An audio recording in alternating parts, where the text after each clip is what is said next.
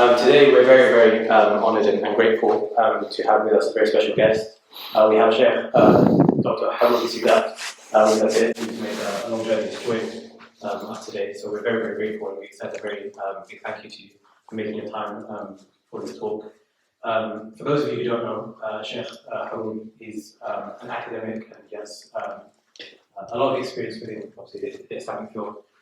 He is part of CMC, Cambridge Muslim College.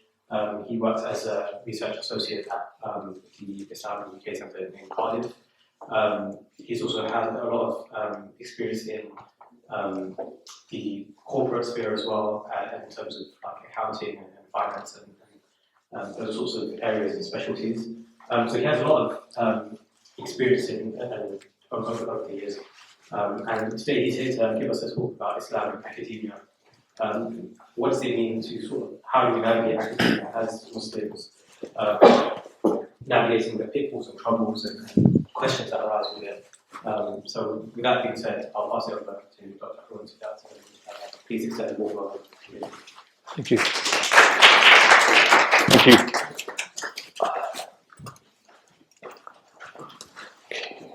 بسم الله الرحمن الرحيم نحمده ونصلي على رسوله الكريم أما بعد السلام عليكم ورحمة الله وبركاته. A warm welcome to all of you. It's actually quite warm for November in Oxford, which is bizarre because I'm from the north, which is the land of the savages, I've been told. So I always feel a little bit uncomfortable coming down south, but it's a pleasure to be here. It's wonderful to be here.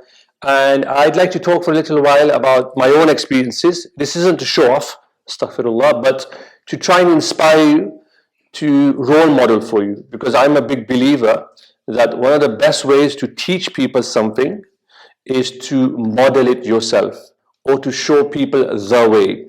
And this is a prophetic way in the sense that God, Allah, revealed the Quran, but He revealed someone who showed us how to practice the Quran, how to embody the Quran.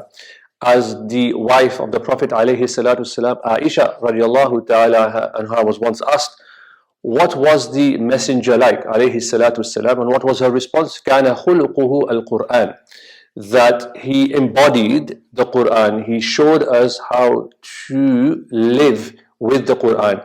So the Quran and the Sunnah are complementary, and they are indispensable in living a life that's faithful to God in whatever situation that you find yourself in. I'm aware that there are in certain places attacks or attempts to undermine the Sunnah of the Prophet ﷺ, and that's perhaps something that we can come back to later on if Allah so decrees. So I want to begin with that, but also talk about some issues or topics that might be of concern to you. And I've had the blessing, I guess in terms of years, I'm ahead of you. So it's my duty to pass whatever inheritance that I have and what I've learned from my teachers to yourselves, because you're, inshallah, young, aspiring academics, leaders, thinkers, scholars, whatever and wherever Allah wills for you to go. The world is yours, and you are able to make as much out of it as you so desire. It's all about your desire. It's all about where you want to go. And in this world, in Britain in particular, there are lots of opportunities to succeed. Contrary to public perception, I do believe that if a believer sits down, works hard, makes the right networks, talks to the right people, shows excellence in their work, they can succeed. There are opportunities for you all to succeed. So I come from a small town in the north of England, a small town called Blackburn. Some of you may have heard of it, some of you may not have. I hope you've heard about it for the right reasons. We have a little joke, it's a mini Darul Islam for us. It's a small place where Muslims can feel safe, and there's a lot of good work that's taking place in Blackburn, but also other parts of the UK. I grew up there as a child. I did my hifz when I was a child. My father, my lineage, my history goes back to Gujarat. Any Gujaratis here? Oh, okay, we've got two. Okay, we don't want to be too, focused on ethnicity, but in the Gujarati community, it's quite, important, at least for my dad anyway, that I memorized the Quran. My father himself had memorized the Quran. He wasn't a scholar, but it was a thing of recognition. You know, you're a son now. You're my son now. When you memorize the Quran. So we had to memorize the Quran. My siblings had to memorize Quran. My three daughters, Safiya, Khadija, and Hala, who are 10, 8, and 6. Safiya is now memorizing the Quran. So she just sent me a WhatsApp message to tell me that she did really well in madrasa today. She's really happy, and she's about to finish her second juz. So it's something that's passed on in our family of memorizing the Quran. And there's a lot to be said about memorization. In the West, in particular, memorization is often belittled. But for our tradition, memorization is very, very important, because the early Muslim community prized memorization, and the early scholars were known for their deep and strong memory, but also their understanding. Because memorization is not only for liturgical purposes, it's not only for the Jum'ah khutbah, or it's not only for the Taraweeh, it's also to help you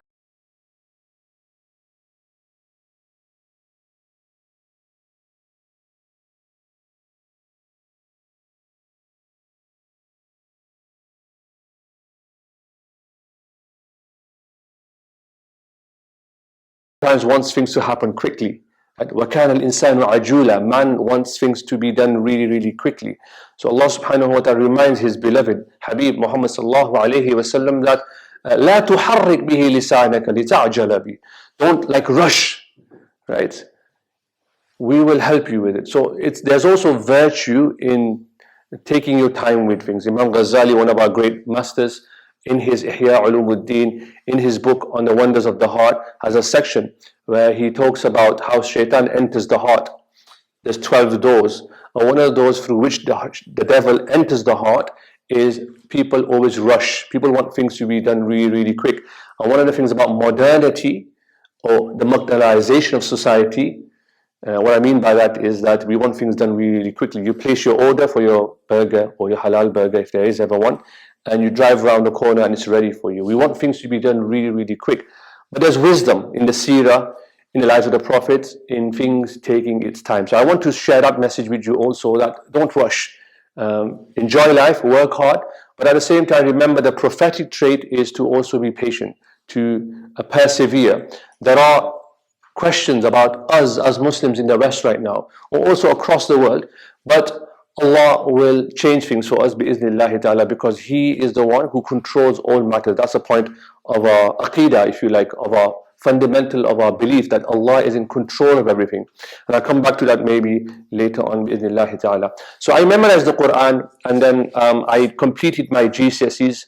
I must admit I didn't do very well, not as well as you have done perhaps. And I went to what's called a madrasa. We call it a Darul Uloom. And it finds its history in particular in South Asia. So the Darulooms were emerged in response to colonialism. When the British Raj came and lots of unsavory and unfavorable events happened, the scholars of the time realized that they had to maintain Islam, they had to protect Islam, because there was no Muslim government anymore, there was no endowment anymore to help the Muslims. So now Muslims had to be creative. And I'm raising this historical point to show you that Muslims have always been creative, right? And I argue in my book, once when it comes out, maybe next year inshallah ta'ala, that these institutes were thoroughly modern. So Muslims, whenever they felt that things needed to change, they weren't afraid. They weren't afraid to take on. So the madrasas and the darulooms, even though they were anti-British in their outlook, they weren't afraid to adopt ideas from the British. If you look at the seminaries, if you look at the Darul Ulooms, they have very much British methods. And you can read that from a book by Barbara Metcalf. It's one of the most important books, at least, on this topic. Barbara Metcalf is the famous academic who's written about this. But anyway, I went to one, and it was in the north of England. I studied at one for 7 years or 6 years. I had to learn Urdu. Fortunately, my father, we speak Gujarati at home, but my father had the foresight to teach me Urdu. And learning languages is always a bonus, any language. So I always tell people, learn as many languages as you can. So we learned Urdu, which is an Islamic language.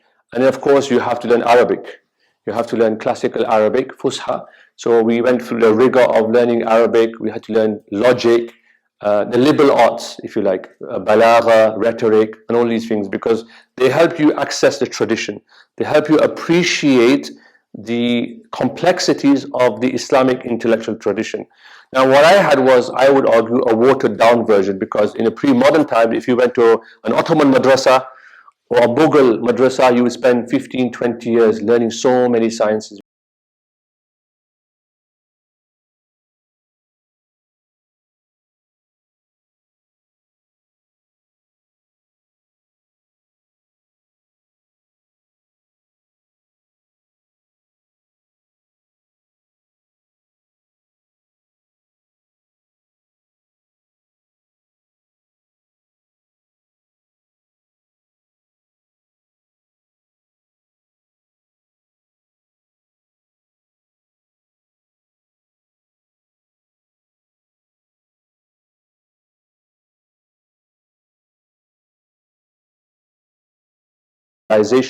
And what is the falsafa, what is the philosophy of Muslims, what is the metaphysics of Muslims. If you don't have that worldview, then you'll struggle to articulate your faith in a holistic manner. Does that make sense to everyone? So maybe I'll give you some examples on that when we move through this lecture, bi'iznillahi ta'ala. But you're at university right now, and when I finished my 7 years, I did my A-levels myself. I wasn't fortunate enough to go to a college. So I grew up in 9/11. Most of you probably don't know 9/11, but 9/11 happened when I was at a madrasa. I remember as a child hearing about this when I got home in the evening, that the Twin Towers had been attacked, and the world changed for me fundamentally. It so happened 2 years later, I was invited to America to lead Taraweeh prayer, because in America at the time they didn't have many huffaz. So they used to import us in from England. And so we'd go there and we'd lead Taraweeh. And so I met a very humble doctor at the time, a lovely person in New York. And he asked me the question, he said, what are you going to do when you finish your Islamic studies, your traditional Islamic studies? And as a young man, I didn't really have much of a clue. I didn't really know what I wanted to do with my life. You're very young, you just want to get out. You just want to go out and do something with your life. But he inspired me, so I managed to find space to do A-levels while I was studying. So I did my A-levels on my own back, if you like, in certain subjects. I got the grades that I needed to. I knew nothing about universities. I remember applying for universities, and I just applied for the ones that were nearest to me, like the ones that I knew. And it just so happened my lecturer, who was teaching me economics, I did economics for 1 year at the A-level, he looked at my application form. It was fortuitous. He was just walking past and he looked at my application, and he said, you going to these universities? I won't mention the names, by the way. Oxford wasn't on there, by the way. He said, no, you need to go to, he scribbled it out and he said, you should excel. Your grades are capable of making you go to this university. So I applied and I got to university. So only when I got there that I realized that actually it's important that you go to a good university. I also had to have an interview. Maybe here you'll have an interview. And one of the things that really struck me after I had the interview was, I didn't think that talking about my traditional studies was important. I just talked about my A-levels, but when I spoke to the interviewer, when I started talking about my traditional studies, he became absolutely fascinated. He was like this.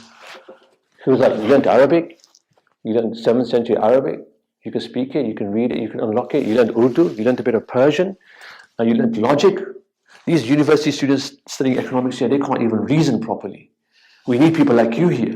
And so you learn rhetoric, you learn how to speak properly, you learn how to deliver essays and etc., and how to unlock medieval texts, which is a skill. And I was like, yes, we just do this in madrasa. So he opened up a book. He happened to have an Arabic text. And I don't know if you've ever heard a madrasa student read. Have you ever heard a madrasa student read? You should experience it. So we read really fast.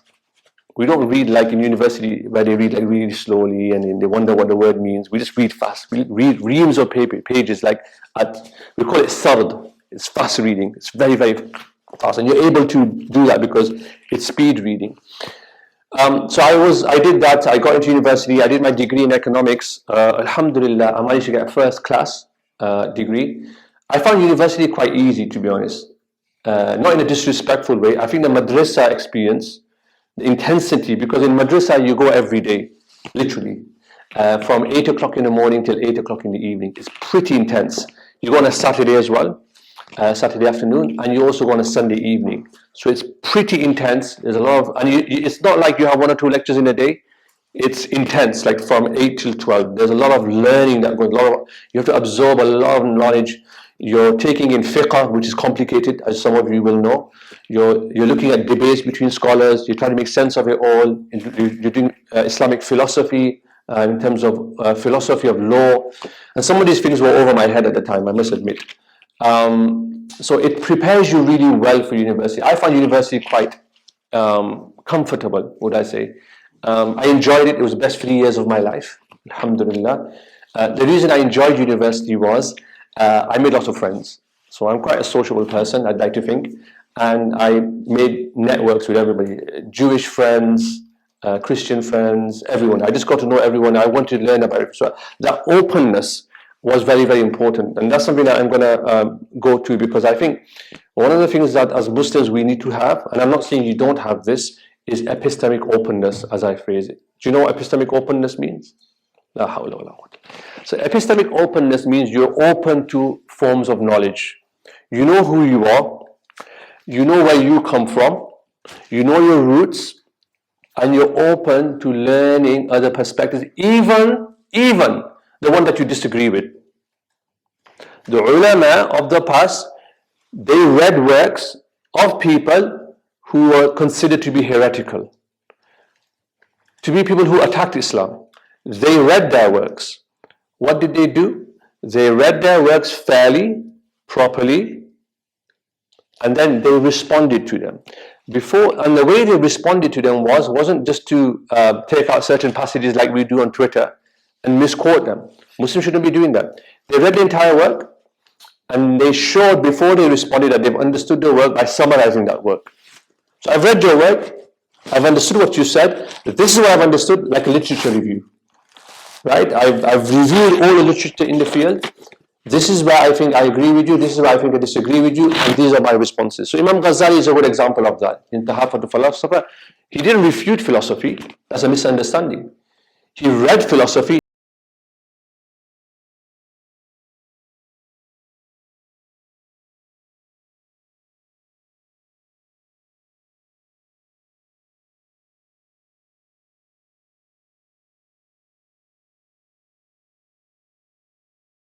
Something, my friends. What does that presuppose? It presupposes that you know what your knowledge base is, what your tradition is, where do you come from. If you want to reach somewhere in life, if you think about a map, the analogy of a map, if you want to reach Manchester, for example, let's use Manchester. You know where Manchester is in the north of England, right? So Manchester in the north of England, if you want to get there, you have to know where you are right now. You have to know where you stand right now so that you can direct yourself to that location. So that means that you have to at least, not all of you, but at least understand the Islamic intellectual tradition. Right? So I'm not expecting all of you to leave Oxford tomorrow and enroll at some Ottoman madrasa or some madrasa in the north of England or south of England and just quit everything because Haroon said that you need to do this. No. You're all pretty intelligent, hardworking, persevering people. I know that because I work in university. Some of you, if you really want to take it seriously, should consider that option alongside your studies or after your studies. So there are opportunities for you. I don't want to promote certain colleges. I am part of the Cambridge Muslim College, but I don't want to promote certain colleges, but there are opportunities for you to do that. I know it's extra studies, and some of you will be tired, but we're Muslims, and Muslims are studying until they die. We don't study until we get a degree. But my teacher said, my sheikh said to me that we are studying from the cradle to the grave. I tell my daughters this, they're only 10, poor girls, 10, 8 and 6, but I say to them that we are a family of scholars. In our house we have bookshelves. We don't have TV screens. We have one TV screen. But we don't watch TV as much as other families. We are dedicated to the pursuit of knowledge. We are dedicated to the pursuit of truth. The single most important inheritance that the Muslims bequeath to the world is what? Ilm. Franz Rosenthal, in his book, Knowledge Triumphant, says what? You read that book. What does he say? He says it was Islamic civilization that made knowledge so important. Pursuit of knowledge wherever it may be. And inside, in fact, in the Quran, Allah asks for increase in what? Ilm. What does He say? Jalla wa ala. وَقُلْ رَبِّ زِدْنِي عِلْمًا. Allah increase me in knowledge. And ilman here is the nakira. It's not ma'rifah. Nakira means it's general, which means all forms of knowledge. The ulama say yes, of course, religious knowledge is important. Secular knowledge is just as important. I'll come back to that in a second.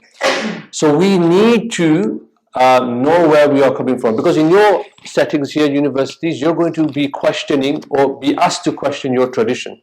Maybe you'll be asked to question the Quran or the Sunnah in particular. Maybe you'll be doing historical lessons where the lecturers will say, "Oh, this is all doesn't exist. This is not true."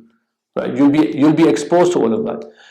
The way to respond to that first and foremost is to say, "Well, what is the reality? What is the Sunnah?" So that's why it's important to study the Sunnah. But there's three things that you should be well grounded in, and I'm going to mention these three because I think they make a holistic Muslim. The three things are very, very important. All Muslims, as a basic outlook in life, and you're all going to be future scholars and academics, bi'iznillahi ta'ala, and leaders, and you should aspire towards that, is that you should know at least your creed to some level. I'm not talking about the debates. I'm not telling you to get into debates, but you should know what are the fundamentals of your faith. That's called Aqidah. Once you've done that, then you should learn Kalam. What's Kalam, my friends? Literally speech. Literally speech. But in the sciences, it's dialectical theology, the posh word. Dialectical theology. How do you prove God exists? If someone comes to you and says, I don't believe in Allah, I don't believe in Muhammad, and you say to him, well, I believe in it because it's in the Quran, what's the problem with that? If I say that I believe in Muhammad because it's in the Quran, what's the problem with that argument? If I say to a non-Muslim or an atheist or somebody who doesn't believe in Islam, they don't believe the Quran is the truth. So you're using circular reasoning. Can you see? It's a reductive form of reasoning. So what you need to learn then is, at a basic level, well, how do you establish presuppositions before that? How do you establish that God exists? There are ways that you can do that. This is not a course on responding to atheism. I can come back and do that for you one day, inshallah. It'll take you 10 minutes. It won't take me longer than 10 minutes. You don't need to spend hours and hours paying £80 to someone to teach you this. I'll teach you for free, no problem, inshallah. For us, our duty is to teach you knowledge for free. We give it to people. We don't make money out of it. All right. So this is how do you prove God exists? How do you make your worldview? What's your worldview? What's a Muslim's worldview? If someone says to you right now, explain to me Islam, can you explain to someone Islam in 5 minutes? Can you do that as a challenge? Can you explain your faith to somebody in 5 minutes in a simple way that they can understand? The challenge we have today is that we are always reactive. We're not proactive. We're not going out there and talking about our faith to people, explaining our faith in simple terms. I believe that if we explain our faith to people in simple terms, a lot of animosity, a lot of misunderstanding of our faith will immediately dissipate. If you think about the average non-Muslim, they don't learn about Islam the way you do. They learn from the media. They learn from other ways. But if a Muslim comes to them and says, I want to be your friend and I want to tell you about Islam. I want to tell you about Islam for 5 minutes. I'm not trying to convert you, but I just want to tell you about Islam. Here's my email address at the bottom if you want to get in touch with me. And we do that, that will make a huge shift in the way that people understand Islam, understand our faith, because there's a lot of misunderstanding about our faith for various reasons. So number one, which is fundamental to our faith, is Kalam or theology or Aqidah. We all need to have a basic understanding. And if you want, I'll teach it to you. Not now, some other point. But you need to understand theology. What is dialectical theology? How do you prove God exists? How do you prove that the Prophet ﷺ is truthful? How do you approach questions over Trinity? How do you talk about God's attributes? How do you explain that God is in control of everything? These sort of things. Yeah, so that's important to bear in mind. That's number one. That's fundamental to a Muslim's worldview. That gives you the basics. Now remember one thing. When it comes to theology, and if I'm making you suck eggs here, please do tell me and I'll stop talking. But when it comes to Aqidah, because it's to do with inner belief, yeah, and it's not to do with practice, if someone asks you a question or you have a question, you can say in certain areas that I don't know, and Allah knows best. So for example, the most simple example is we all believe God exists. There's no debate about that for us. God exists. But if somebody says, how many wings does Jibreel have? I don't know. Hadith might say this, one hadith says this. It's not a point of Aqidah. And it's okay for me and you to say, we leave it to Allah. Because it's not going to make a difference to you. These are secondary details. Does that make sense? The reason I say this is that I find so many Muslims on university campuses debating about secondary issues. I'm like, Habibi, it's not that important. I'm like, my friend, it's not that important. Get the basics right. Get the basics right. Understand the basics really well. Now, that's clear to everyone. The second thing is Allah brought you into this world. So this is my second strand, which is how to live in the world. How do you live faithfully in this world? How do you practice your faith? And that's where fiqh comes in. Fiqh is an absolutely fascinating subject, only if you have a good teacher. If you have a good teacher, you will fall in love with fiqh. I was blessed to have some of the greatest minds and to read their works, and I'm fascinated by fiqh. Fiqh is fascinating. It's about thinking, it's about practice. Tafaqquh means to think. It's a rational science, but it's about thinking through Quran and Sunnah to practice in the day-to-day. So we have these schools of law, the madhahib as we call them. Now I'm not saying to you that you have to follow the madhab like to the T, even though personally myself I try faithfully, like I said to some of the brothers over there, I try faithfully to follow the Hanafi madhab. But nobody's perfect. If you follow another school of madhab, that's fine, don't worry. But the schools of law are very important because it gives you a method. In every science, you have a method. You need to show your workings, and fiqh allows you to do that. It gives you a method. It's all based on the Quran and Sunnah. It gives you a method. Now the thing in fiqh, which is different to Aqidah, is in Aqidah, I can say Allah knows best, can't I? The example of the wings of angel, how many wings does he have? But in fiqh, if you come to me with a question, and it's a legal question, it's a practical question, I can't say to you, oh, somebody comes to me and says, I've got this moral dilemma, and what do I do here? And I can't say, well, Allah knows best. It has to be practical. So by nature, you have to do ijtihad in it. By nature, you have to strive to get to the answer. That is why the Prophet ﷺ said to the nearest effect, that anyone who tries their best, if they come to the right answer, and they strive and they come to the right answer, they get two rewards. If they don't, they still get a reward. Now this takes me to an important point, which is really, really important. All of us, including myself, we're all modern. We're all moderns. What does that mean? We all think in modern terms, thoroughly modern. Like I can't tell you the amount of Muslims that I meet, even religious ones, who when I talk to them, it's so clear to me, even when they're practicing, that they have imbibed secular, positivistic worldviews. So we were having an example today. Somebody came to a sheikh and he said to him, his university student, he said to him that I don't understand. Like this is a question that was asked and there's like 20 ulama giving like 20 different answers. Why can't it just be one answer? Why can't it just be one answer to this question? This is a modern speaking. This is a person who sees the world in scientific terms only, modern scientific terms. It's really hard for us to get our minds out of that. The pre-modern Muslim world was very different. There are books that I can share with you, references I can share with you later on that will show you that it wasn't like this. Muslims had epistemic openness. They believe that to any legal question or any ethical and moral question, there can be any number of answers as long as you follow the method. Sahih? So we have schools of law. Even within the schools of law, you'll find that there's differences of opinion on many, many issues. On many, many issues. You'll be surprised. And eventually one answer comes on top. But there are different opinions on many, many things. But the scholars never cancel somebody who had a different opinion. They never attack someone who had a different opinion. Because in our tradition, we had this idea of what's called musawwiba. So that's important to bear in mind. The reason I'm telling you this is that in your university education, and I try and even wean my daughters off it at this age. Because think about this. My daughter Safiya, she's a lovely girl, she's 10 years old. Maybe I'll bring her next time.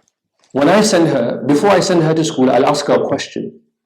I will say to my daughter, Safiya, who made the leaf green? What will she say?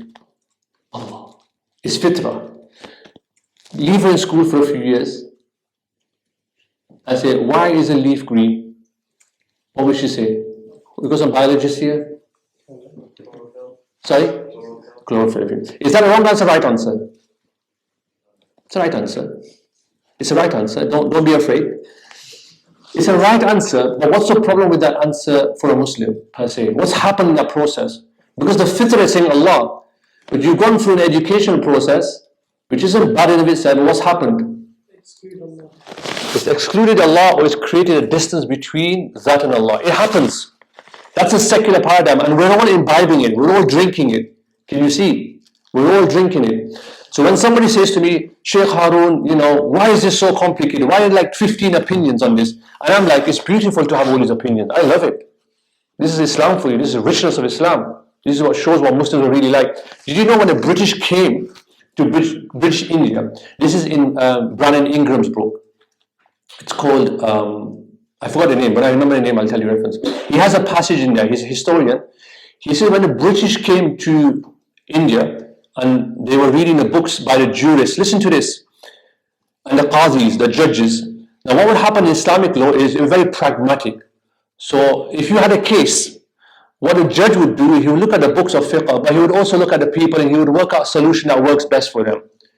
The British hated this because they just wanted a black and white answer. So they removed the qadis and they rewrote the books in English and they got rid of all the places where it allowed for ambiguity. Because Muslims dealt and lived with ambiguity. It was part of their tradition. Most of you will find what I'm saying really objectionable. But my answer to you is read Islamic history. Read the books and you will find this for yourself. What do the ulama always say at the end? Wallahu a'lam. What do they say at the end? Wallahu a'lam. Because they try their best to get to the answer, but they have the epistemic humility at the end to say, Allah knows best. This was because they knew that knowledge was a mujahada and Allah had knew the answer at the end. It wasn't like, it wasn't this, I know everything. Because that's the Iblis type of pursuit of knowledge. What does Allah say about Iblis? Asjudu liman khalaqta tina? Should I do it? I know better. No.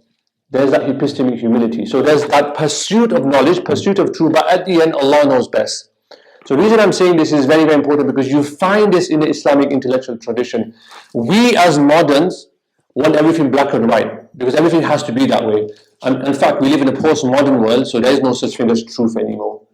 Right? So it's all like, it's whatever you feel.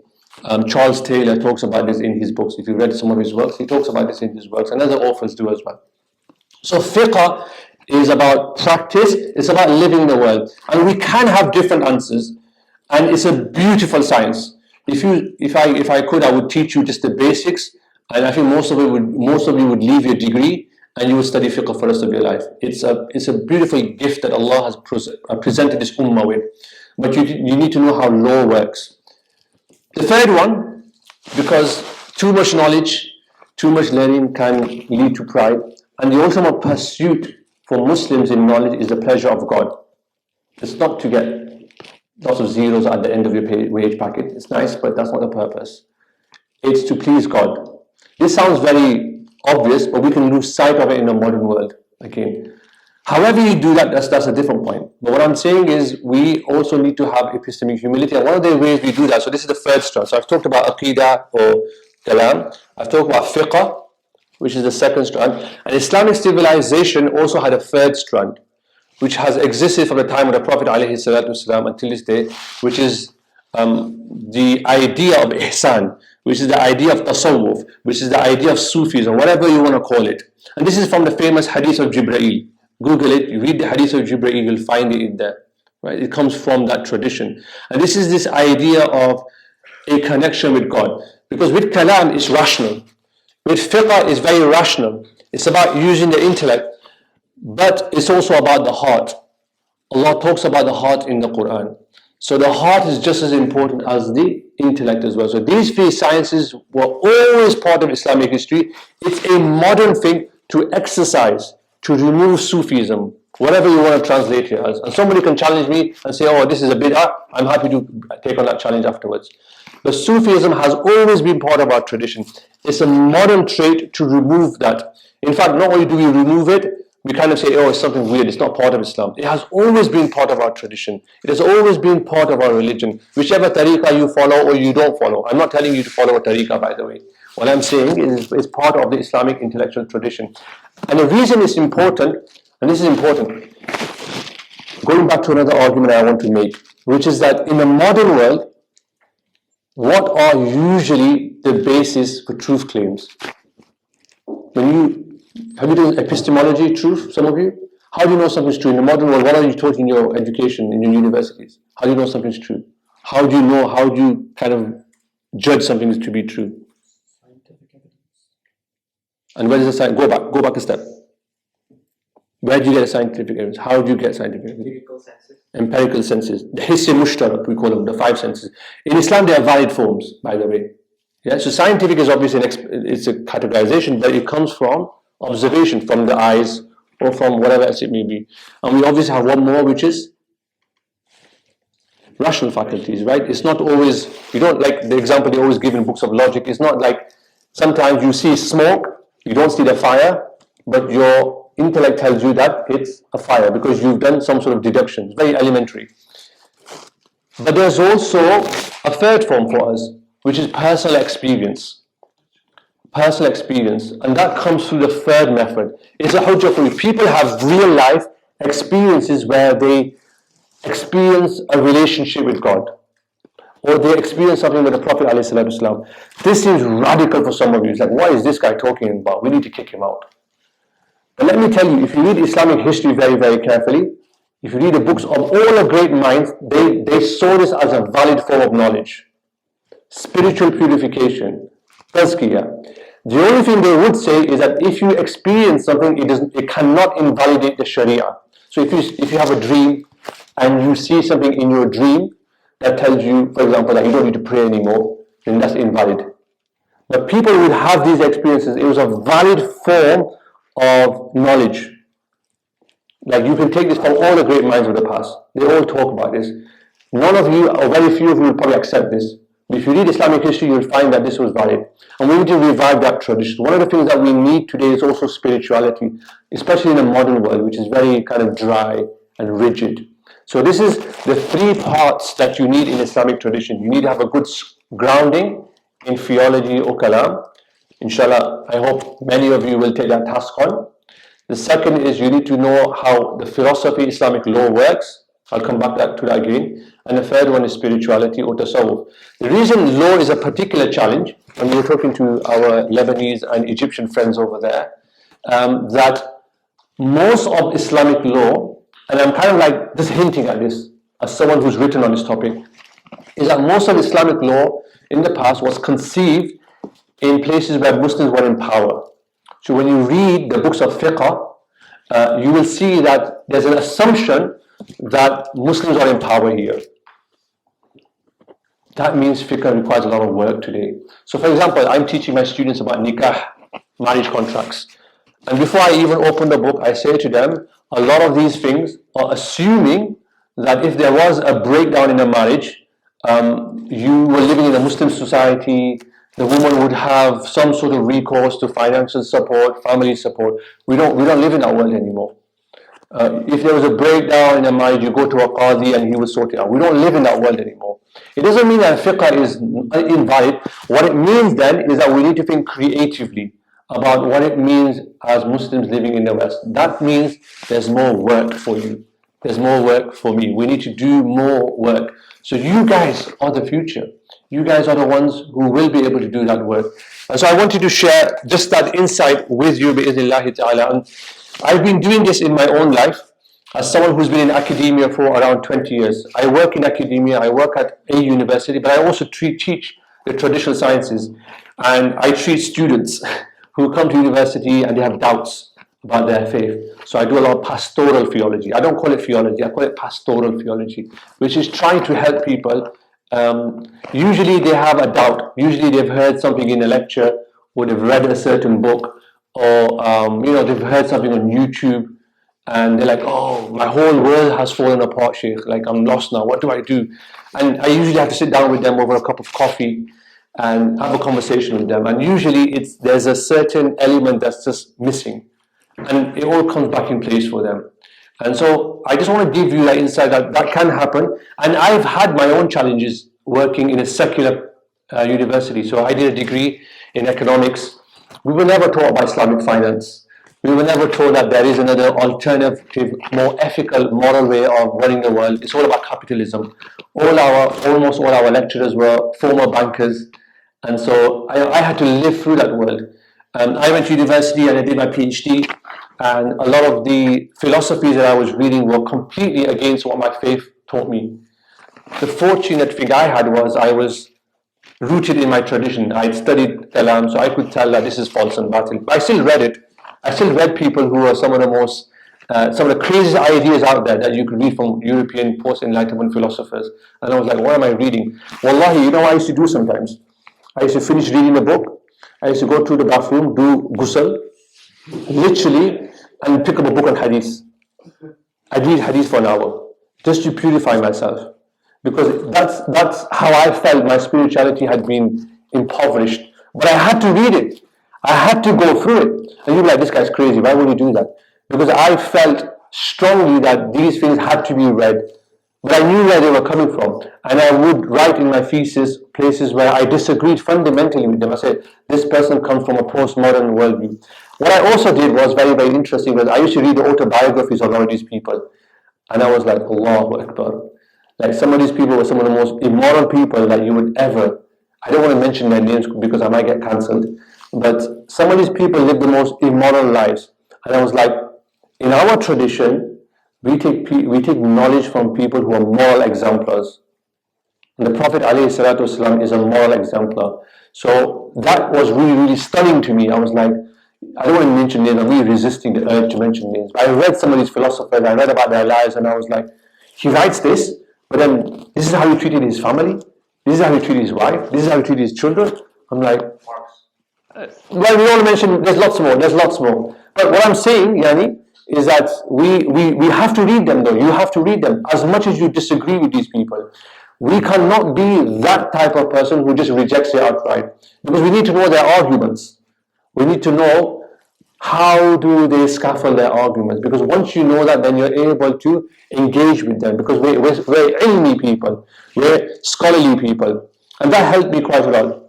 One of the other things that helped me a lot, and I want to emphasize this to you, is you will have doubts, you will have questions. It's a natural process of life. Sometimes it's a good thing, actually, having doubts, because it's showing that you're really engaging with it. What helped me a lot was Suhbah. You know what Suhbah is? Anybody have a guess? Companionship. Yeah, excellent, thank you. Companionship, Suhbah, is fundamental in the Islamic tradition. The opposite is autodidact. Do you know what that word means? You should know. Autodidact. Learning by yourself. Now, let me clarify that. Autodidact in of itself in Islam is not a bad thing. Sometimes people write about this in papers and they say, oh, autodidact is a bad thing. Learning by yourself. They're like going on YouTube and just learning about Aqida yourself.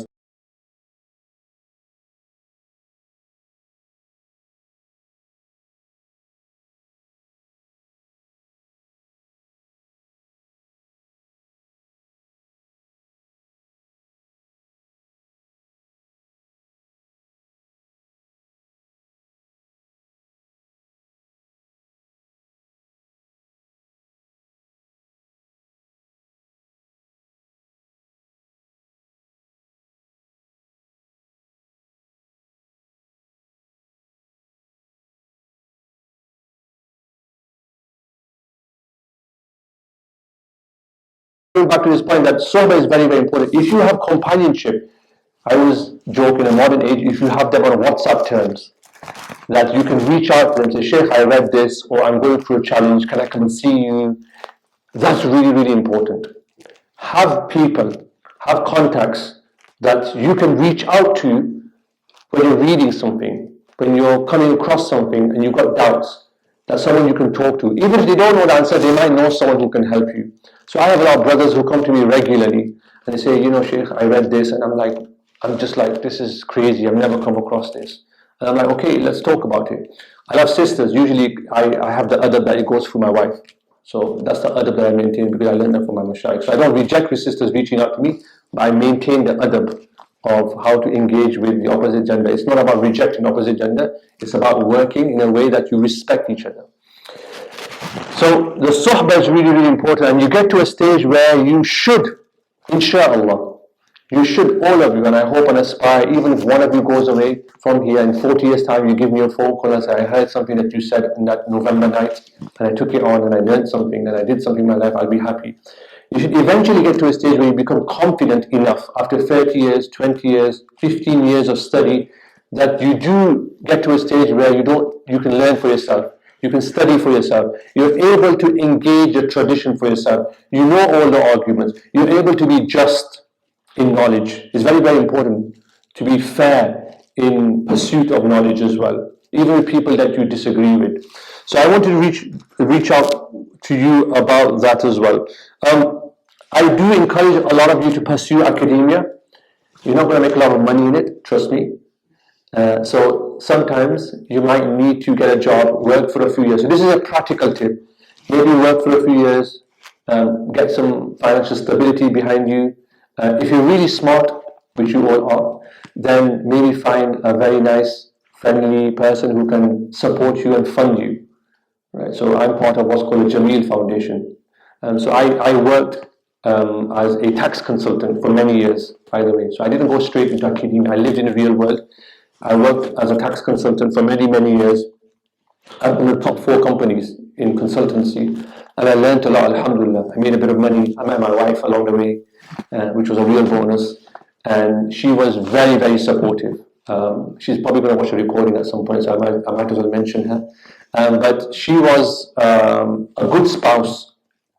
I don't want to make it sound like we're doing a marriage course here, but a good spouse, boys, girls, whichever way, right? It's important that a good spouse is there with you because they make the difference. And I wouldn't be here if it wasn't for my wife. She was, mashallah, when I left finance, I couldn't get a job. I was overqualified. So I couldn't work locally. And so I was struggling to find a job. The PhD came along and Nabila supported me throughout that. I'm eternally indebted to her. And now she's starting her own business, so now it's my turn to return the favor to her. That's how marriage works, right? It's about knowing when to step up and it's about knowing when to make some space as well. So that's really, really important to bear in mind as well. One thing I also want to say that there's a lot of pitfalls in academia. I think Muslims should be in academia, not all of you, but we do need Muslims in academia. I can't tell you the amount of Muslims that reach out to me and say, Sheikh, I've got doubts, I've got this, where do I go? They need guidance. And we need people like you who go into that field and excel. Yes, there's a lot of concerns in academia, Orientalism, questions around epistemology, ontology, all these questions that come, suppositions. There's a lot of things that are happening in academia. But we also need Muslims to be there, because if you're not at the dastarkhan, or if you're not at the dinner table, then you're not really going to be able to decide how things go. So we do need Muslims to lead from the front. And I'm encouraging you. My message is one of encouragement, that all of you are able to do it. And if I can, if Allah wills, I will support you wherever I can in order for you to be able to do that. Because academia is where the next generation of thinkers come. We have lots of dentists. My wife's a dentist, by the way. We have lots of dentists. We have lots of accountants, lawyers, mashallah, in these fields. And they're all important. But we don't have enough people in the social sciences. We don't have enough people in the humanities. We don't have enough thinkers in our ummah. Can you tell me? Like more than double-digit figures? We need thinkers. We need people who are able to think for us. Imagine. We need people like all of you to imagine what Islam will be like in Britain in 50 years' time. An optimistic future. And we work towards that. I'm a believer in optimism. Rasulullah sallallahu alayhi wa sallam loved hope. He wanted hope for people. He wanted people to achieve things. He was realistic. But if you think about, take any hadith, think about Abu Dawud when the famous hadith, you must have heard this hadith, I'll mention it anyway. It's just come to my mind. The Prophet ﷺ, and this is like inspiration for us today. Listen to this. We live in a world where Islam is again in the spotlight. The Prophet ﷺ is in Medina. He hears the news, the Meccans are going to attack them, and most likely if they get into Medina, they'll wipe them out. Sahih? And the Prophet then is like thinking, what shall we do? He's made some treaties with the Medinans, the non-Muslims there, but that's fragile as well.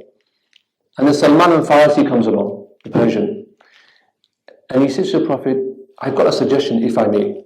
The Prophet says, what? He says, when I was living outside of the Arab lands, I saw this technique that they would use, which was digging trenches. Now, there's something fascinating in this story because this was something that the Muslims or the Arabs were not familiar with. But the Prophet listened to somebody who was not a prophet and considered his advice and took it on. In modern jargon, they adopted modern forms of technology. Can you get a hint of what I'm saying? Because sometimes Muslims become anti-West. They become anti-everything. Because we never got there first, so we have to reject everything. That isn't exactly the attitude.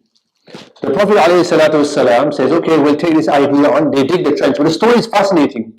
If someone wants a reference, I'll send it to you later. The story continues. They're digging a trench. You know what happens? There's a big rock there. Do you know the story? You all blank faces. Okay, so there's a big rock there, and the Sahaba are like, oh Messenger of Allah, there's this big rock, and we need to get rid of this rock because otherwise the enemy will literally walk over the rock.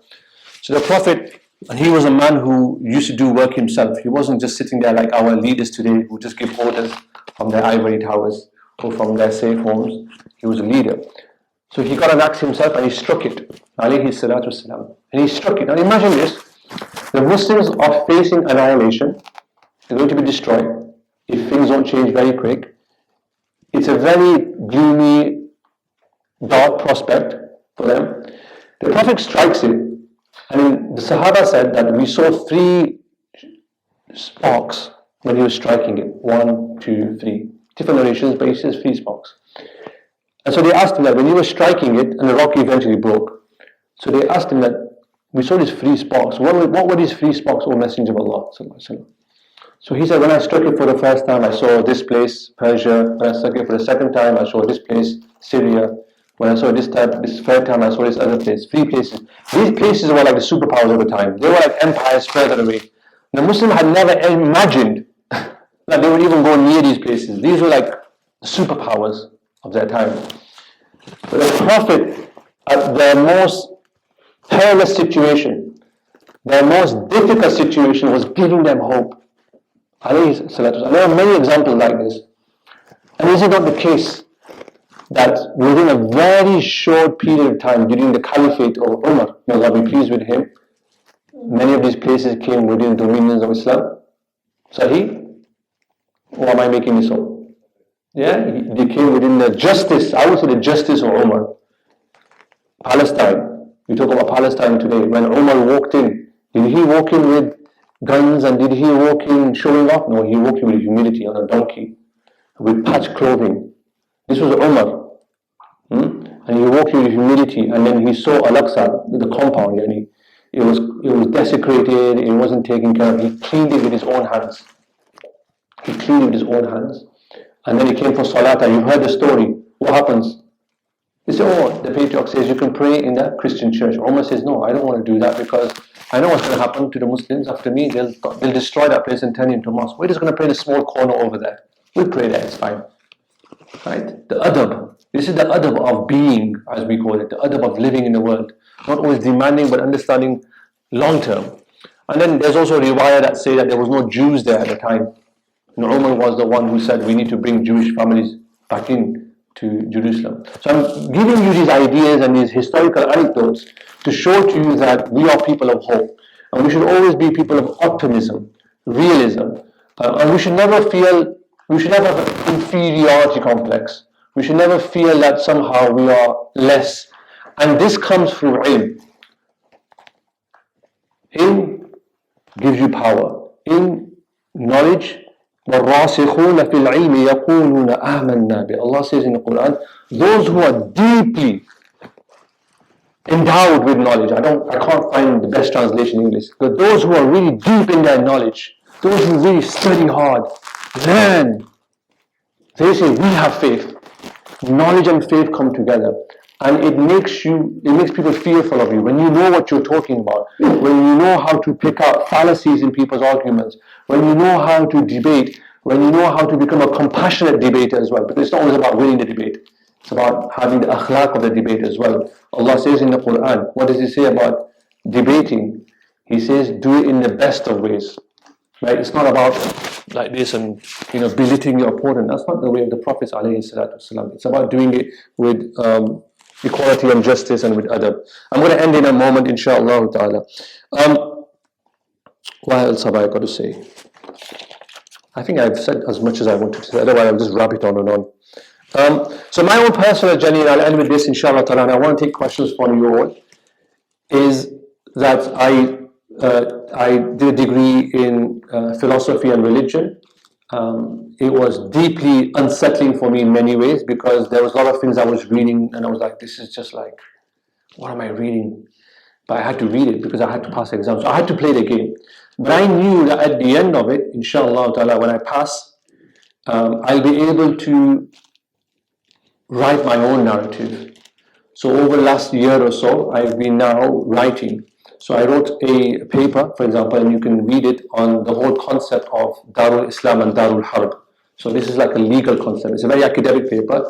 It's in the Journal of Hanafism, where I spent I burnt the midnight oil, if you like, writing that. But there's a lot of research. I thought about a question about how can Muslims live in the West when traditionally the ulama said that you can't live in non-Muslim lands. Traditionally, the ulama said you can only go to non-Muslim lands known as Darul Harb, which is non-Islamic law, if you're going for business or you're like a diplomat. But now we live as significant minorities in the West. So how do we square that circle? What do we do with question around interests? The Hanafi school has a very interesting position on this. So I kind of explicate a lot of that. I've just finished writing a paper about a polymath in the 18th century called Shah Waliullah, and I'm trying to challenge stereotypes because there's a stereotype in academia that Sufis and ulama are two different people. Like the Sufis are like esoteric, mystical people, and then there's this other group of people called ulama. They're like very rigid, and they're stuck with the law. And I'm like, no. Muslim scholars were polymaths. They were geniuses, and when they write, this is important. When they write, they were so good at what they were writing. Wallahi, this is when you read this, you just say Allahu Akbar. When you read their works, they combine all the sciences in one text. And you'd have to be very, very trained to do that. You know the Ihya Ulumuddin? Who wrote the Ihya Ulumuddin? You must know this text at least. Imam Ghazali, rahimahullah, he wrote a magnum opus, a 40-volume book. And everybody at me says, oh, that's a text on Sufism. And I get really angry. So nobody says that to me. If you read that text, it's so brilliant. It's so brilliant. I'm just giving you one example. I can give you hundreds of examples. It's so brilliant. He combines philosophy, he combines theology, he combines poetics, he combines literature, he combines metaphysics, he combines mysticism, astrology, everything under the sun in that one text. And you wouldn't even know it. And this comes from the Quran. One of the chapters in the Quran, I end with this, and I want you to do this, inshallah ta'ala.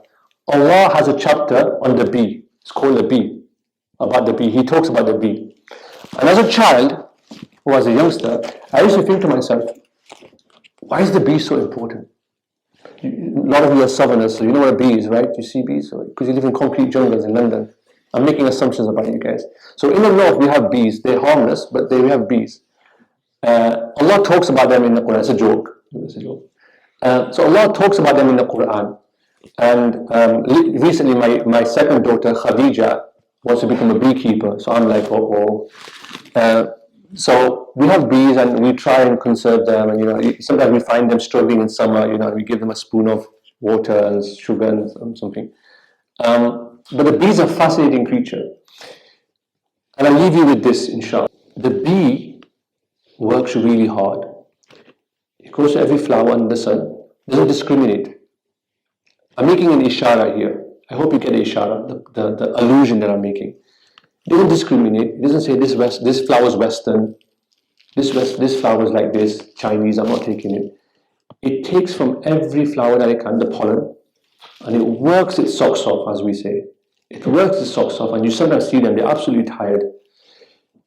And then it goes into its little hive, and it works away. And it produces honey, something of benefit. And honey is obviously mentioned in the Quran as well.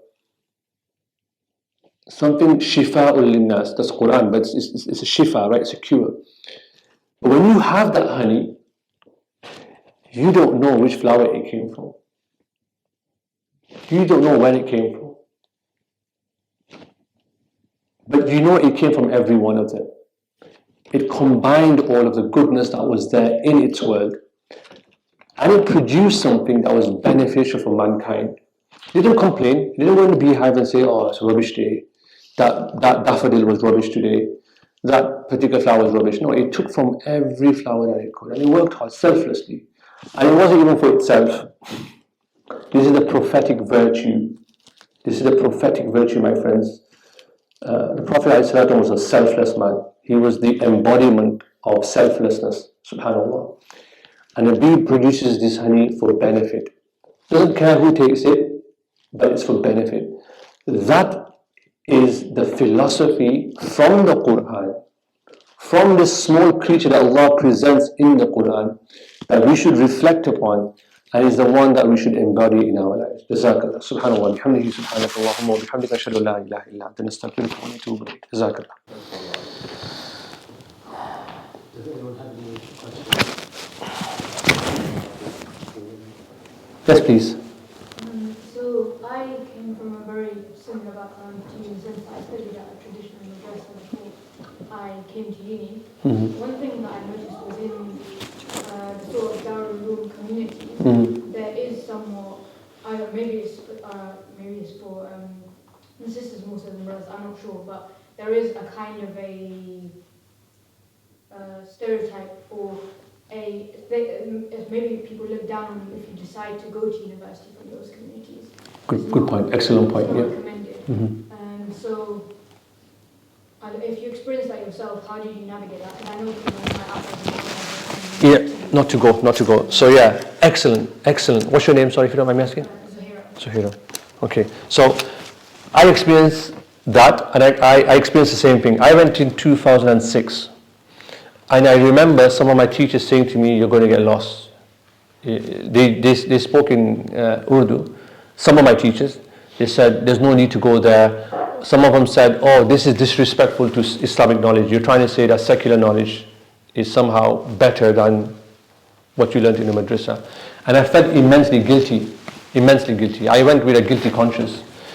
I was fortunate that my principal, my teacher, one of my teachers, was very supportive. I was one of the first students to go to university. And what helped me was one of my teachers, who later became my sheikh, I used to meet him regularly, and I used to tell him about the stuff. So let me tell you something very funny. I finished Darul. I lived in this institutionalized place for 6 years. September 2006 I finished. September 2006 I go to university, Manchester. I've never used a train before in my life. And I'm there in my white thobe. So if you've seen a typical madrasa student, a white thobe, and it's like September, and I go there, and I just about make my way to the university. I get there eventually, and you get your card, with your picture on. And we've been taught that you don't look at women directly in the face. You look down, and you don't. And the woman said to me, is there something wrong with me that you don't want to look at me? Because we have this adab of you don't look at sisters directly, right? And I had a lot of challenges in my first year of how to deal with all of that. And I used to go to my sheikh, I used to sit with him, I used to tell him that, in my lecture room, there's girls sitting next to me. Because we're not used to that. It's just a room bunch filled with boys. How do I deal with that? How do I deal when a sister comes up and starts talking to me? And she's just asking me what time's the next lecture or something. She's not asking me for anything else. So you have to learn quickly on how to deal with all of that. But I think for the sisters, it's much more of a challenge. Going back to your particular point about certain teachers having a negative view about universities, there's some truth in it. I do agree that there's some truth that universities are bad places and you shouldn't send your children there. But the reality is, number one, we do need Muslims to excel in education. So my mission in life is not to create a division between secular and religious knowledge. That's an artificial division that came under colonialism. The examples I gave you, some of the ones I touched about the bee, for example, what are the examples? You just take from whatever you can, but you're critical. I think that comes, if I may go one step further, I think it comes from an inferiority complex. It comes from this, because you don't know what you're dealing with, it's best not to send people there. The second thing is a more practical and pragmatic argument. The reality is, Muslim parents are going to send their children to university. They don't want to live in poverty, and that's a reasonable demand. That's an absolute reasonable demand. My mum had the same demand. My mum and dad are working class people. My mum wanted me to do well in life. I wanted to do well in life. It's a reasonable demand, because we know that when you're in poverty, it leads to lots of other social ills, as the economists in your room will tell you. And so we need to be more open to these ideas. I hope that helps. I have 3 daughters, so at some point I'm going to have to make that decision about sending them to university, if they want to go, that is. But so this is like a personal thing for me. My sister, for example, went to a madrasa herself. She didn't go to university, but she did really well. And we have these debates quite often about how do you, and for sisters there's a double jeopardy, because there's like sisters shouldn't be going there. But we need sisters to excel academically too. And they can, and they should, and they will excel much more than the boys, in my experience. Yeah, go on. I think you touched upon this earlier. I think one thing that is a common stereotype of like academics is that they live in their own bubble, and they're very out of touch with reality. So when we try to encourage, like, obviously not for everyone, but for people to go for masters or PhDs and then also do traditional studies, how do you navigate that, but also stay in touch with the ground? Yeah, so this is a common criticism of academics. They live in a little bubble, silos, and they write books, but no one really knows about it. For me as a Muslim, this is my personal view. I'm not just here to write books and articles. Yes, that's important, and inshallah that will carry on, but I'm also meant to live in the world. The reason I came here was not because of Oxford per se. Right? I came here because I was presented with an opportunity to talk to students, to inspire them and motivate them. I love doing this stuff. If you call me again, I'll come again. It's not an issue. Because for us as scholars, not as academics, as ulama or thullabul ilm, our knowledge must translate into action. Our learning must always become amal. It must always transform the world. Otherwise, it's just intellectual musings. It doesn't make a difference in the world.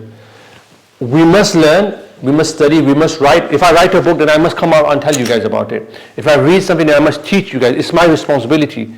Because I will teach anyone that wants to learn with me. If you come to my Blackburn every weekend and say, teach me logic or teach me fiqh, I'll happily teach you. I don't want money from you, because that's my duty. So for us as Muslims, as scholars, as ulama, our job is to pass on the knowledge. Whereas in the Western paradigm, it's usually about, well, I need to get as many books written so I can get more money and do well and so forth. That's not, I'm stereotyping, but for us, amal is very, very important. So I would say also, I hope I'm answering your question, I will also say that when you get into academia or on your way to academia, study. There's lots of, I don't want to promote courses because that's not the point here, but in Britain, there's a lot of opportunities for you guys to learn online. There's a lot of opportunities for you guys to learn part-time.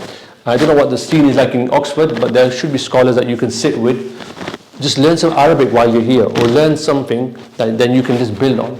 Yes, please. Salam.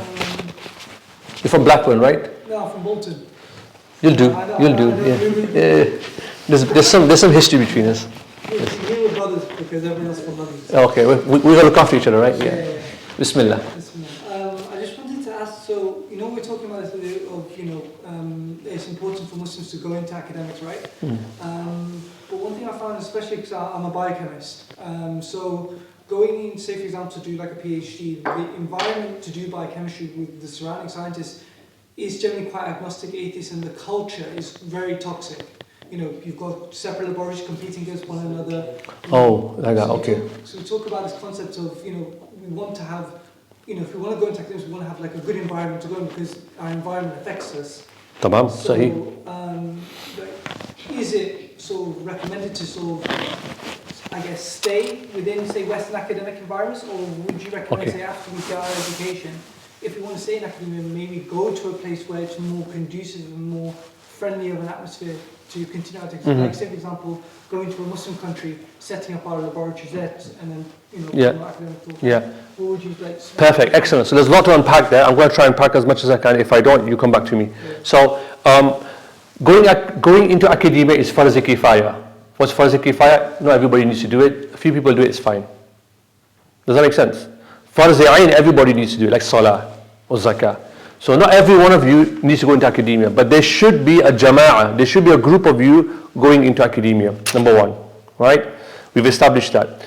Number two is the reason we need Muslims in there is that we can bring part of our religious ethics and morals and akhlaq into those sciences. Number three, if you go into there and you feel like you're struggling spiritually in terms of your faith, then you need to make a decision through your shaykh or through your contact whether you should stay in there or you should leave. For some people, they have the level that they can go in there and do well. Some, they'll struggle, step out of it, maybe do something else. But what you learn in there is invaluable. What I learned in finance has helped me a lot. It was a toxic environment as well. It was all about getting to the top. And trust me, I was on a fast track. So alhamdulillah, I was put in a fast track program. But because I was brown, I had a beard, and I wasn't happy, I wasn't prepared to go to a pub on a Thursday night and do all of that. I hit a ceiling. Then I realized, I met my wife, and Nabila was understanding, and she was like, okay, we'll take a hit, you can leave. But what I learned in that, the network that I made was very, very useful. So it can become toxic. The way you can deal with that is learning your Islamic studies, keep studying on the side, keeping ta'alluq with mashayikh. It's a way of coping.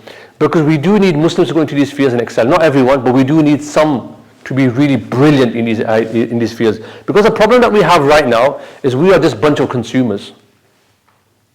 As Muslims, we can complain and whinge as much as we want.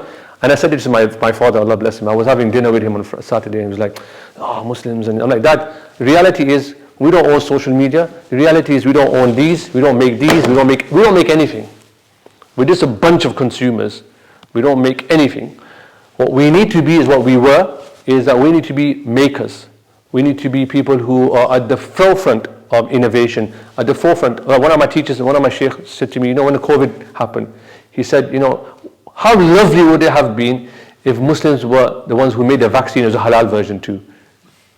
Like we didn't have this question. We didn't have to go through the legal questions of like, is it jaiz, is it halal? Because the Muslims that were so smart, they just built one they just made one that was just for benefit of everyone. It was already halal by definition.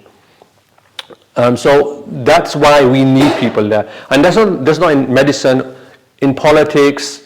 All these environments can be toxic, but we do need people who have the strength to be able to do that. And they need to be supported in that. They need to be encouraged, and they need to have ta'alluq. If you look at the Ottoman Empire has sultans. Now, being a sultan, people like to romanticize being a sultan, right? They think it's like amazing. But he had to make a lot of moral decisions. Some of them were quite difficult ones. But who did he always have with him? It's always mentioned. The name of the sheikh that he had with him. They always had a sheikh with them. They always had a murabbi. It's in Ottoman tradition. Even we had this in the Mughal tradition. The great Mughal leaders, they had, because why? The politics requires you to make pragmatic decisions, and so therefore you need someone on your side, next to you, an alim or a sheikh, who will say, okay, for you, yes, the books say this, the fiqh says this, but because of where you are, because it's situational. This is the genius of having a good scholar with you. He'll look at you and he will say, for you, this is how it works. Because fiqh is not meant to be applied wholesale. It's meant to be applied to your situation. It's situational. Does that make sense? This is why I emphasize the point about suhbah. I have a lot of students and people who study with me who work in all sorts of fields. And they are questionable fields. But they'll come to me. And I will be like, yeah, before you need to be there because it's important strategically for you there. Pakistan, you know how they develop nuclear weapons, right? Anybody know? Yeah. I know the scientists that worked in maybe England. Yeah, which university did they go to? University of Manchester. They went to University of Manchester, and you can Google this stuff. They came there, and the Pakistani government at the time, I don't want to get into politics too much. I really resist it, but you could talk to me privately about it. What they did was they sent a bunch of students, and they all studied these subjects, nuclear physics and everything else. Nobody knew why they were all coming, but they just studied quietly. And what did they do? They all went back, and they all developed. And Pakistan had its own nuclear, I don't know what they call it, nuclear deterrent or something. The point I'm making, I'm not telling you to become nuclear physicists. What I'm trying to make is that you need to learn from these people, because, like I said, we are so anti-West in everything that we can't even take the fact that we haven't developed anything. We're too responsive. We need to create children. I make dua to Allah every night. Allah might make my daughters like that, who are creators. Allah make my daughters, my granddaughters, my grandchildren, who are not just consumers, but they're at the forefront of new technology. Like the example I gave to you about Salman al-Farsi when he dug the trench. That was a bid'ah. that's a bid'ah. Like people will say to you, that's a bid'ah. What's he doing? But the Prophet ﷺ listened to him and he used it. So it doesn't mean that because we never invented something, doesn't mean we reject it. What it means is that we try and work with it. So what I'm saying to you here, I guess, is that yes, it's difficult. If it gets too toxic, then we need to think of new ways. But you need to work yourself to a level, not you, all of us, where you're confident. I work in secular environments during the day. In the evening, I'm in the masjid. Masjid is nice and comfortable. Everybody knows me. We're all friends. I'm in a secular environment. But I need to be there. If I'm not there, who's going to help all those young Muslim brothers and sisters who've got doubts about their faith, who want a prayer room, who need like pastoral help, if I'm not there for them? So for me, it's a farz kifaya, right? Despite all the hate that I get from certain people, I still have to be there for them because these people need guidance. And I can be humble as I want, but at my age, I can't afford to step back. I need to. So in our religion, there's a time for being brave. Shuja'a, we call it. There's a time for standing up. And I think for some of us, we need to get to that stage. We're too laid back. We're too scared. I mean, at the moment, yeah, you're still students. You need to protect your careers. But at some point, you need to kind of say that we need to become strong. We need to stand up for what is truth. Anybody else? Is that all right? You can come back to me if you want, inshallah. Yes, please. Two provocative questions. Sister behind you. Sorry. She put her hand up. Sorry. So, what is the best way to learn If you're at university, you mean? Or just generally? Generally.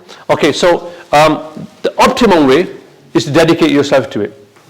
The optimum way. So there's an optimum way, which is that you go to somewhere like Turkey or a Muslim country or even here, and you dedicate yourself to it for 4 or 5 years, or you go somewhere and study. That's the optimum way. But that's not always practical. So a middle way is that you learn part-time. So you enroll on a course. There are alimas or alims, and you learn part-time, whether that's in the evening or on the weekends. You just have to become better organized. And you can learn online. So there are online platforms that you can learn. I'm not a big fan of it, but I understand that it's a useful way. So you kind of use it as a bridge for now. And then you kind of keep doing that. Remember, you keep learning to the end of your life. You keep learning. And so that's a good way to complement. What are you studying, for example, if I may ask? Beautiful. So we need we need scholars in that field. You have to be that person. You have to be that person. Because there'll be hundreds of questions that will come. And you need to be the expert in that field. You need to be the expert in that field, inshallah ta'ala, where you are the one who knows how it works, as you will for your degree and your work. But also, when it comes to questions around how it works in reality, what's the fiqh, what's the legal ramifications of it, what's the shari'i ramifications of it, you're able to respond to it. That's an important role for you. Sorry. Yeah, I think just for the sake of time, probably. I'm flexible, but you will have to go to bed, right? 9 o'clock? We'll finish it off for now. So I think, thank you very much, Sheikh, for making the time to come out. Barakallah feek. I know if you do have further questions you want to ask, Sheikh will obviously be here for Yeah. afterwards. But thank you again, and I pray it was of benefit to all of us here. So thank you once again. Thank you very much to all of you. I really enjoy this, and please do keep in touch. I'm more than happy to help you or assist you or whatever I can, inshallah. Jazakallah. Assalamu alaikum wa rahmatullahi wa barakatuh, everyone. Welcome to our YouTube channel. Once again, on this channel, we'll be providing you with content which is spiritually uplifting, intellectually stimulating, and motivational. We'll also be looking at scholars of our Islamic intellectual tradition. We'll be looking at books that have been produced by our scholars. We'll also be talking about the modern world and the challenges that Muslims and even non-Muslims face in a society which is really postmodern, where things seem to be a little bit different to what our ancestors might have been used to. So I hope you'll join me in this journey and you'll find our content very, very useful. Until next time, Assalamu alaikum.